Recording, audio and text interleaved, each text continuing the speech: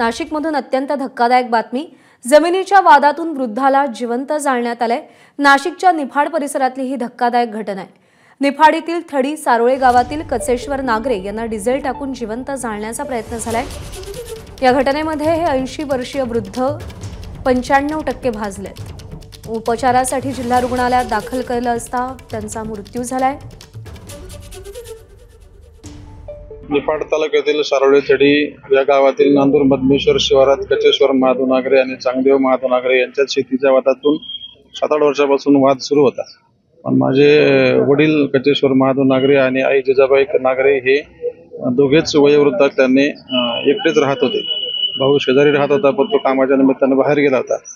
आणि त्यांनी एकांताचा फायदा घेतला आणि जीवे मारण्याच्या उद्देशाने त्यांच्यावरती डिझेल सदृश काहीतरी वस्तू फेकून त्यांना मारण्याचा प्रयत्न केला आणि तिथून त्यांनी पळ काढला।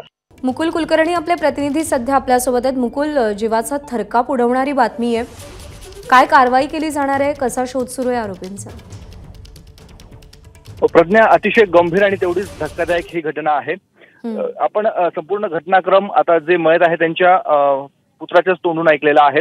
गेल्या काही वर्षापासून हा वाद सुरू होता, तो वाद मिटवण्याचे प्रयत्न देखील झाले, परंतु हा वाद मिटला नाही। जमिनीच्या वादातून ही घटना घडलेली आहे।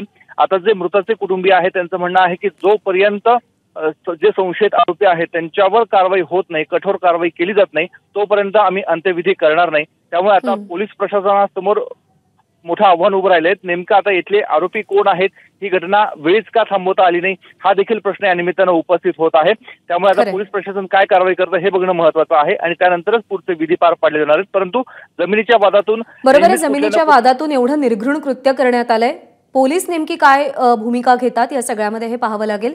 मुकुल, धन्यवाद दिलेल्या माहितीसाठी। नमस्कार। मनसुद्धा तुझं ही एबीपी माझावरची वेगळीच मालिका खूप गाजली। हिचा दुसरा सीझन केव्हा येणार अशी अनेकदा विचारणा झाली, पण आता प्रतीक्षा संपली। लवकरच येतोय सीझन 2। मन शुद्ध तुझं होई मन शुद्ध